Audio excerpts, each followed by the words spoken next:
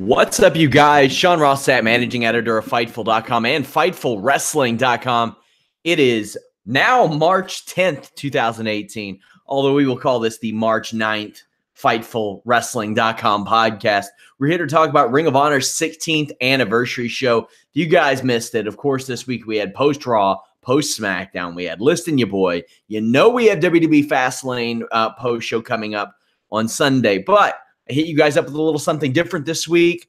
If numbers are good, reception is good, things like that, I'll keep doing it. I did a post-NXT show, which I also did ROH predictions. I talked 205 Live, things like that. If, like I said, if it gets good reception, I'll keep doing it. And very, very soon, we have premium content coming to Fightful.com that you all will be able to support the site in getting very cool stuff on the way there as well. Leave us a thumbs up, like, subscribe. This show brought to you by LivingSharp.com. Head over to LivingSharp.com for all your gift needs. They have something different, something creative for every price range and every occasion, really. Like if you want to make somebody laugh, cry, or yell at you, LivingSharp.com has something for you. I love using LivingSharp.com.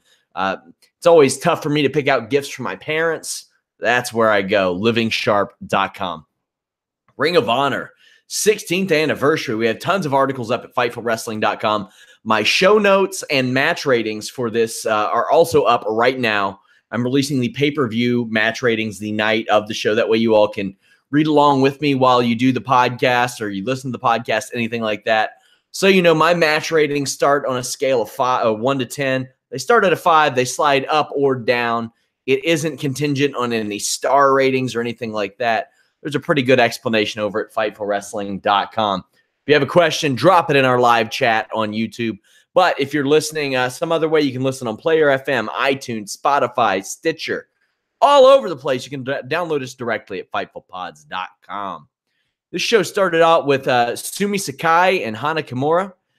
Sumi Sakai was getting double teamed on the outside early on. This was an opening round match for this Women of Honor tournament. I've been reviewing all of the tournament matches, even if they're uploaded individually to Ring of Honor's YouTube page.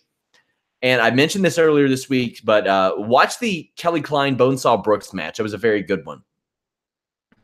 Hana has a nice surfboard. It is unbelievable that woman is 20 years old. She already has a unique look, can work a little bit. And I saw her sell that flying front dropkick that I usually hate so much in a way that made me not dislike the move. You know, I often rally against the front dropkick, whether it's the one that Finn Balor does from the outside or jumping from the top rope, because most people take a simple back bump off of it, and it looks like the person delivering the move gets hurt more than the person taking the move. That wasn't the case with Hana Kimura. She jumped all the way across that ring when she took that move. Looked very good. Until that superplex botch, I wouldn't have known that Hana was 2 years in and 20 years old unless you would have told me.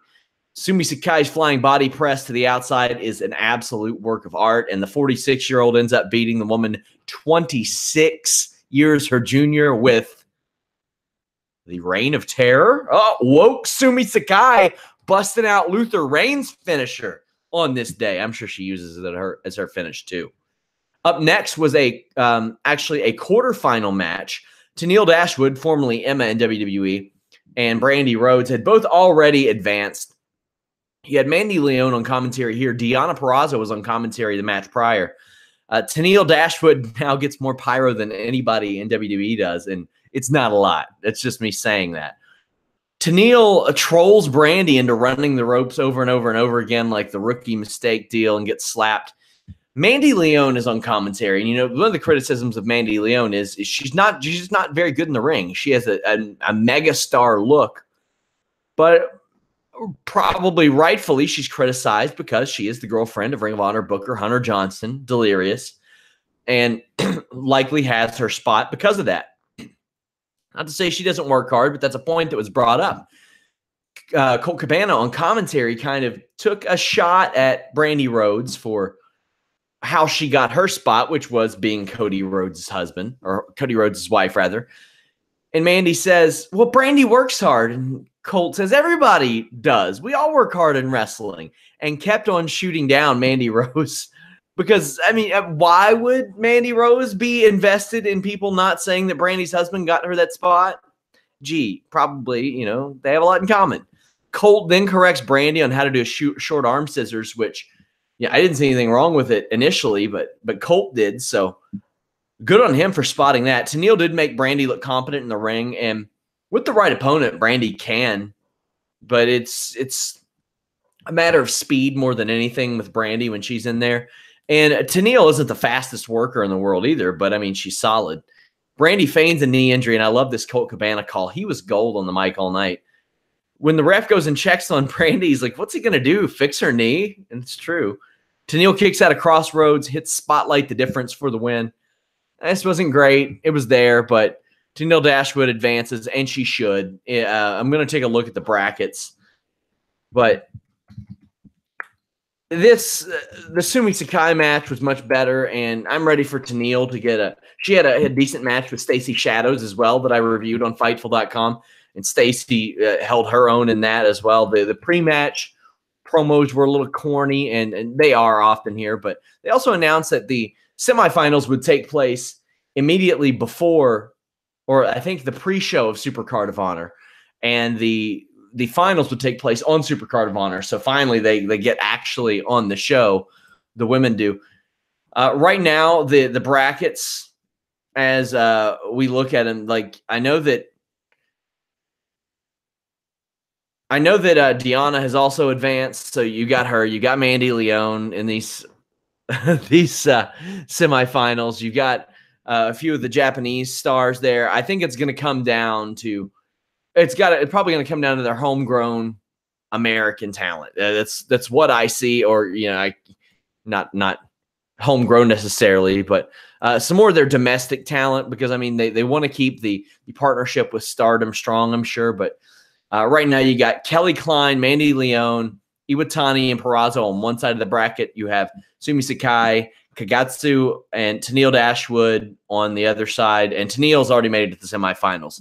So I would imagine Tenille versus Sumi Sakai, Purrazzo versus Kelly Klein, and I would go Purrazzo and Tenille in the finals. But if they go Kelly Klein after the match she had with Bonesaw Brooks, wouldn't be surprised. We had some promos. Bubba Ray Dudley, who goes into the WWE Hall of Fame in less than a month, is here on ROH 16th anniversary, talking about how this isn't sports entertainment and rallying up the crowd. He beats up the dogs. Cheeseburger joins him. This was the paper anniversary for Ring of Honor, their 16th anniversary. And Ian Riccaboni got Colt Cabana a Ryan Sandberg rookie card for the paper anniversary. Hot dog. Hiromu Takahashi defeated Flip Gordon. There's something about Flip Gordon. He's so athletic, and it doesn't require like any type of effort on his behalf. It's just natural for him, like to the point to where he makes it look so easy. The things that he's doing, like that kip up dance and stuff, and I think he does that a little bit too much.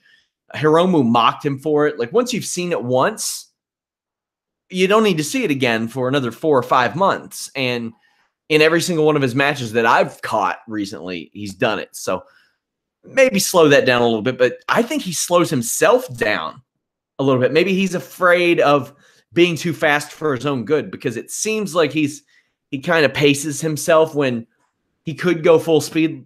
Hiromu Takahashi's not gonna have trouble hanging with him. I want to say that Takahashi throws another really believable front drop kick. Take another drink if you're doing that drinking game. Me talking about front drop kicks. He doesn't land flat on his back and his head when taking it. Takahashi goes at Todd Sinclair, and Sinclair screams, "I'm just doing my job. I'm just doing my job," which is funny and ironic because rarely on TV is Todd Sinclair doing his job. He's always getting distracted or falling down or taking a bump or something like that. Gordon has one hell of a tornado forearm, with Cesaro switching up his moveset since being a heel and not doing that springboard European uppercut. This move could go down as like one of the prettiest. I don't want to say simple. It's simple looking because Flip Gordon makes it look simple because he's that good at pulling off moves like this. But it looks really nice, and I welcome this move. Gordon also nailed one of the nicest Falcon arrows I've ever seen. It's followed up a few minutes later by a hellacious Death Valley driver in the corner for Takahashi, who wins with a time bomb. This was just a bunch of moves to me, and they were good moves. They were done well, really athletic, excellent guy. I mean, if this is one of the worst matches on the show, and based on my ratings, it was, then you're doing pretty good, Ring of Honor. Doing pretty good, Ring of Honor. I'll tell you who's doing pretty good in Ring of Honor. Marty Scurll and Punishment Martinez. Punishment caught a little bit of flack for the match that he had, recently, but this one was fire. You're not going to find a lot of 10-minute matches that are better than this match right here. Both guys ended up looking good. Scurll jumped in and attacked Punishment right off the bat. Martinez heaved Marty Scurll across the ring with a Falcon Arrow. When you do the Falcon Arrow, generally you want to set them in between your legs so you can hook the leg for the pin. Not Punishment Martinez. He sits out, and Scurll's body cleared his leg reach. It was great. Punishment after that then hit an Air Jordan, ACH's old move, where he steps on the second rope inside the ring, does a flip over the top rope to the outside of the ring. Man, this was incredible. Scurll worked over Martinez's leg, and he did it really, really well. And then Punishment countered with a Psycho Driver variation, then a curb stomp. They were coming in hot in this match. Then Scurll busts out a brain buster after he got cracked open. He's bleeding everywhere. You can't really see where the cut is. You can't tell if it's eyebrow, eyelid. Fortunately, I don't think it caused him any trouble, or at least any major trouble. Scurll's able to work over the leg and do it at this sprint pace to where the crowd doesn't go to sleep while he does it. He does different things than other people are doing when he's working over the leg. It's not just your typical kick the knee, drive your knee into his, work the shin type of stuff. He's dropping the heel over his shoulder. He's doing like foot DDTs. He's dragon screw leg whips, stuff like that. Martinez goes back on his offensive, and we had an interview with Punishment Martinez this week. It was really good stuff. Also, I got him for upcoming Wikipedia fact checks, and one of my favorite, my upcoming feature, Making a Finisher. I'll tell you about that here in a second. But he talks about his offensive variation, and this was one of them. He goes up for a full Nelson slam and then takes Marty Scurll down on his face. Really, really good. Excellent, just good variation of that move. Switch it up a little bit, make it different, and make it look impactful and violent. Really good stuff. Punishment drags out a table after Marty Scurll goes outside. Marty Scurll goes after the ref, and security goes and breaks it up.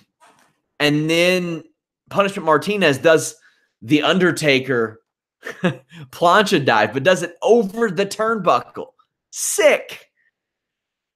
When Punishment manages to get Marty on the table, Punishment tries to go back to the well with the Air Jordan again. Whiffs, goes all the way through the table. Scurll brings Martinez back in, gets 2 on a pile driver. I'm not big on kicking out of pile drivers. I think that should be one of the most protective moves in wrestling, but that's always my issue with Ring of Honor is bastardizing moves. At least moves like this that have been historically protected. He's not able to break Martinez's fingers, but Scurll picks up the win after he fakes throwing powder in Martinez's eyes and kicks him in the nutsack. Like I said, I thought this was the best match on the show, and that's saying something because the main event was very good. And what more can you ask for out of a 10-minute match? And Marty Scurll solidified. Whoo, boy, this was really, really good. Very, very good. A must-watch, in my opinion. Kenny King successfully defended the ROH Television Championship over Silas Young. Silas is such a traditional-looking heel, and he's working without the giant knee brace these days, which is interesting and good to see. Kenny King, man, it's a lot different for me to see that Kenny King is working as a 36-year-old veteran, because I remember him as the 21, 22-year-old prospect from Tough Enough that got screwed over, but oh well. Kenny King gets tossed outside the ring and wipes out a couple of cameramen. That was pretty cool. Both guys go ass over tea kettle with a double suplex over the top, over the ropes. That's like one of the oldest high spots that there ever was. Like Billy Robinson and Inoki doing that. I'm pretty sure that was a belly to belly over the top. Just a classic one, and it still works. You just hold on to it. Inside the ring, there's a great crossbody from the top that hits for King. Silas Young gets some high velocity on an au revoir. That's the old move that La Resistance did. But I tell you what, Rob Conway, Sylvain Grenier, that would have been a by God finish. A by God finish.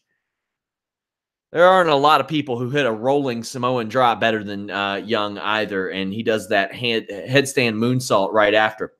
A royal flush wins it for Kenny King, and he retains. But the real story of this match came afterwards, and I got to add it to my notes here because I guess I left it out. Austin Aries shows up, and he does it with the Impact Championship in tow and challenges Kenny King. So, I mean, if that would make a lot of – he has like the Defiant Championship and the Grand Championship, all those gimmicks. And as our former associate editor, Brian Rhodes, said on Twitter – this would have been a big deal, like back in the day, or even a few years ago. The Impact Champion showing up on Ring of Honor TV. It didn't register that much these days, especially one that got cut from WWE recently, maybe by their own volition, depending on who you listen to, at least. He wants a shot at the ROH TV title. I would expect that. Now, this is my estimate. That you would see that at Supercard of Honor, and they are loading that show up. They are loading that show up very, very well. This was a good match. Give it a 6.25 out of 10, which is above average on my scale. Austin Aries shows up with all of his championships, and it got a little bit of buzz, but not quite where you would expect for Austin Aries. Somebody in our live chat says, how nobody picked up Martinez over the years is crazy. He's criminally slept on like a prison cot. So here's the thing with that. Punishment Martinez, in his interview with me, said that he wasted his first 10 years of his career, which was up till 2014, 2015. Said that he thought he could coast on his size, said that he just thought he could rely on that, and it didn't work. He couldn't. And then he started to take it seriously. He started to hit up Ring of Honor camps. And then when he hit up another one, they said, hey, we're just offering you a contract. You don't need to do this one. Go listen to that interview. It's great. By the way, the Making the Finisher thing, it is a series that I'm going to do where I take a look at finishing moves from an individual wrestler, why they picked that move, how they did it, who takes it best, who takes it worst, what goes into the mentality, like the process of selecting a finishing move and how important that is in wrestling. Maybe some finishing moves that didn't work out for them. The first episode that I have is Raven. What I'm doing with stuff like this, the Wikipedia fact check and my old Squash City features that I did, taking a look at the best squash matches, as well as making a finisher. I put those in season formats. I don't do it where it's a monthly thing or a weekly thing. I release them in seasons. Then they go away for a while. Then they come back. Make you miss them a little bit. Do things a little bit differently than everybody's done it. But did Wikipedia fact check and making a finisher for Punishment Martinez. So lots of people in the can. I had Colt Cabana on Wikipedia fact check recently as well. Head over to FightfulWrestling.com. Go to our exclusive section. Check that out. Ring of Honor 6-man tag team championships. SoCal Uncensored, which is Kazarian, Christopher Daniels, Scorpio Sky defeated the Hung Bucks, which is the Young Bucks, and Adam Hangman Page. Violent right off the bat. Adam Page is an early star of this match, hitting a drop salt and powerbombing Scorpio Sky on the ramp. This is just a nonstop car crash, and Kazarian gets cracked open big time. There's a crazy, great seesaw kendo spot stick to the penis and testicle spot. So Scorpio Sky lays a kendo stick across an open chair that is sitting in the ring. Nick Jackson is sat on top of bent over that kendo stick. Then somebody jumps off the rope, stomps on the kendo stick, and it makes the kendo stick seesaw into his penis. My God, that was sick. Ian Riccaboni hitting up the Doug reference, banging on a trash can, drumming on the street light. I see you, Playboy. Sky, oh my God, Scorpio Sky, this spot was so cool looking. He jumps from the floor up to the apron to a kneeling Matt Jackson. Hurricane Ronda's him off of that. Page gets pile drive onto his spike belt, but Nick Jackson just has a really impressive strike combo. It is really fast, really rigid. Stone Osborne says, any news on that Hammerstone interview? I'm backed up right now. It will happen.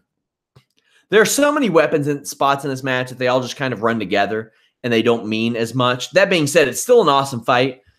But after all the chairs and the canes and stuff like that, and as many people that are in there, you have to do a lot because you have to take out a certain number of people. That way they are eliminated from the equation, so to speak, when you're setting up spots. But they did run together a little bit. Christopher Daniels is about 257 years old and still does the prettiest moonsault in the world. Today, at no point in my life have I seen a moonsault prettier than Christopher Daniels present day. You could take maybe one of his worst of the last 15 years, and it would still be the best that I've ever seen.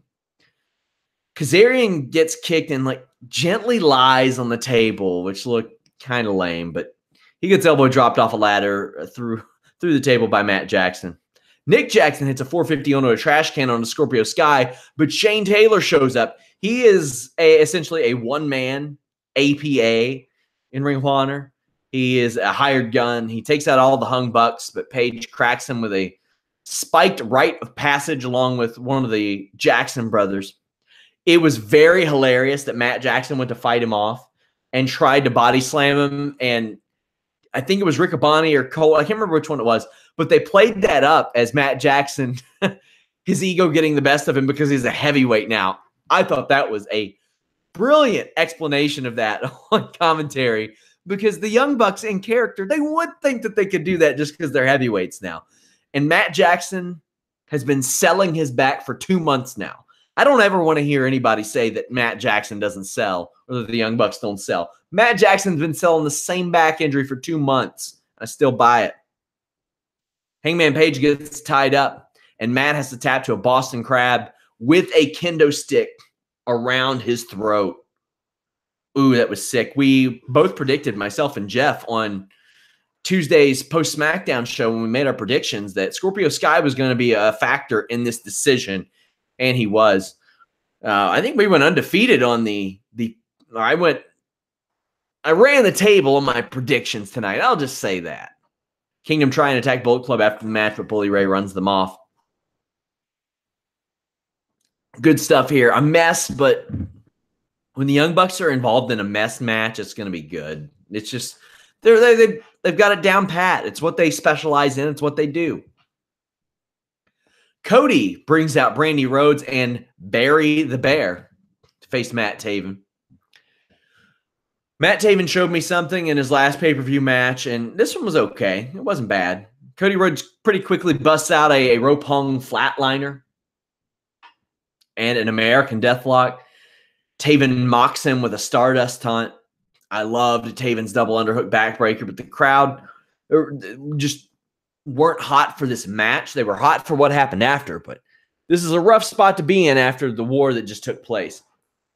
Colt Cabana refuses to assume the gender of Barry the Bear. Barry tries to give Cody a chair, but Taven breaks a cane over Rhodes' head, and it was nasty looking. Uses crossroads on Cody, gets a 2. The ref is taken out. Kingdom come out and hit the big old wiener kick on Cody, but he pulls a road dog on him. King of the Ring 99 has a cup in his hand. Bully Ray runs off Kingdom. Crossroads and a pin. Simple match. Fine. Cool spots. Cody more of a babyface in this match than Matt Taven because Matt Taven ain't going to be babyface against anybody on this roster. I'm not going to say because he's an exceptional heel. He's good at it. There was just no heat to this match, but people want to like Cody Rhodes. They love to hate him type of thing. They're in the ring, they being Brandy, Cody, Barry the Bear. The mask is taken off. It's Kenny Omega. V-trigger to the head. And then afterwards, Brandy kisses Omega. Will this cause issues with Kota Ibushi? Is there we'll see. Like sands through the hourglass. Good angle at the end of this. The angle at the end of this hurt the match, the next match up a little bit. Briscoe brothers defeated the Motor City Machine Guns. Like, this was awesome work from both teams. Not a ton of heat on it, and it wasn't following a great match or anything. But it was an emotional roller coaster after the Kenny Omega appearance. Kenny's not in Ring of Honor all the time. He's going to be quite a bit moving forward, but isn't all the time. And that was the roller coaster there, as opposed to the match. I love the look of Jay Briscoe with the either coal or paint or face black. I don't know what the hell it was, but it looks awesome. He looks like he's been in the coal mines nonstop, and he looks badass. I mentioned on the show this week that the Briscoes versus the Usos are a dream match for me. I really think the Motor City Machine Guns and the Revival are one, too, because Motor City Machine Guns have seen better days, and they're still one of the smoothest tag teams in the world. One of the smoothest tag teams ever. They think with the same brain. Great work from both teams. I didn't get the finish. The finish really didn't make a damn bit of sense for me. So Saban eats a froggy bow, kicks out, that's fine. He eats a J Driller and kicks out, only to be pinned with a Doomsday Device like 10 seconds later. What? What? The J Driller is one of the most protected moves in Ring of Honor history. And you're going to do it to kick out and to come back and get pinned like 10 to 20 seconds later. That doesn't make any sense to me. That is my glaring problem with Ring of Honor oftentimes, is nothing is sacred. Nothing is protected. Pile driver to the outside through a table, roll them in and get a 2 count. Okay. That's when you get to the point where where BJ Whitmer's getting pile driven off the top rope into the apron and shit like that. Just the J Driller is over. People know that means the end. You don't have to do all this. Briscoe brothers, here's some stats now. The 9th title reign that they have ever had as Ring of Honor tag champions. That is the most ever. They also have the most defenses at 40. They will look to extend that. It was their first title reign with these titles since 2013. And they had lost 10 consecutive ROH Tag Team Championship matches. Now, in that time, they have held 6-man tag championships and IWGP Tag Team Championships, all that kind of stuff.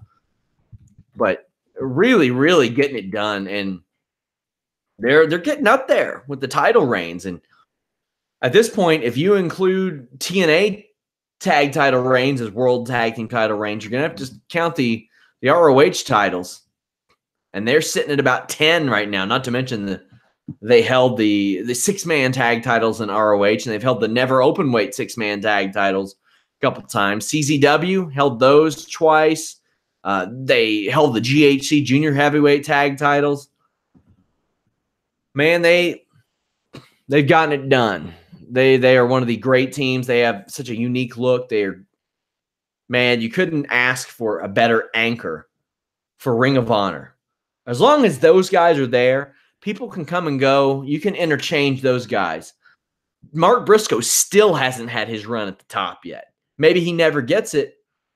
But I made that comparison with the Young Bucks last week about how back in the 80s, Hawk or Animal would challenge Ric Flair for a title here and there, like on a loop or something, or on a major show. Nick Jackson, Matt Jackson. You throw one of those in there with the Dalton Castle. Okay, yeah, that's a main event at like a Manhattan Mayhem or something like that, or even a pay-per-view like this. Why wouldn't it be? Same thing with Mark and Jay Briscoe. That is one thing that Ring of Honor has done very well with several of their tag teams, is making them good singles wrestlers. The Addiction as well. That's another one. They're masterful at that. Ring of Honor World Championship match. Dalton Castle with the boys defeated Jay Lethal, digging the pink and yellow Savage S gear from Jay Lethal. That was a lot of fun. Castle suplexes and throws are just so natural, effortless. His amateur wrestling really shines through. He's got that smoothness to him, to his transitions that I really love, and I think work great for him. The Around the World Hurricane Rana finds a home. Castle also hits a German suplex on the floor, far from the last one he'll do. There's a lot of grunty, just grunt work on the outside of the ring. And Castle walks into one of the spots that I love, the old chop into the ring post where you hurt your hand. And sometimes there's not a really good way to protect yourself on that. I love it. Bobby Cruz, he eats one of the trifecta dives from Jay Lethal and Colt Cabana's call of it. Like, he has to go check. He has to go check on Bobby Cruz before this and pretend like he was concerned. But before that, he was laughing his ass off about Bobby Cruz getting hit with a suicide dive. It was one of the best calls in Ring of Honor history. Lethal gets Castle up in a torture rack. Anytime anybody gets somebody up in a torture rack, I think it looks good. I didn't appreciate the move when I was a kid. When Luger did it, I thought it was a boring move. But in the years since, I've done it to people. I've felt it. Obviously in a worked environment, but I've come to realize how hard it is to do and how much it hurts. Then Lethal does a rolling torture rack slam. So he has, he being Lethal, has Castle up on his shoulders, torture rack, goes forward, and does akin to the rolling Samoan drop. Amazing, amazing move. However, Lethal Injection is one of the most baffling moves in pro wrestling. As good as Jay Lethal is, I don't know why he does this goddamn move. The handspring into the cutter. You're going to hear me complain about it all the time. And Scorpio Sky's doing the cutter all the time now. If I'm Lethal, I'm going and saying, hey, kid, even though Scorpio Sky's not a kid, he's like a 15-year vet. Hey, guy, maybe don't do the cutter. I'm going to simplify things. Not a lot of other people are doing the cutter outside of WWE now. Carl Anderson's not doing it. He's not there. Tama Tonga's adopted it. Jay Lethal rarely wrestles when and where Tama Tonga does. And Tama Tonga does it as a tribute to Carl Anderson. The handspring doesn't make any sense. If you're getting whipped into the turnbuckle, yeah, or the ropes, it does. Because you would do that in order to kind of throw your opponent off guard and all that. Otherwise, it doesn't make sense. Either way, Castle kicks out of one after a figure four leg lock, too. Jay Lethal lands on his neck, taking a German suplex off the apron. He tried to take it akin to the way that Kurt Angle used to take suplexes from Brock Lesnar and Taz and stuff, but landed on his head and neck. It seems like he was okay, though. They slug it out in the ring. This is a good strike exchange. I'm a fan of the ones where it's not just punch, punch, punch, wait, punch, all that stuff. Castle was throwing jabs and hooks and really fast strikes where he doesn't wind up.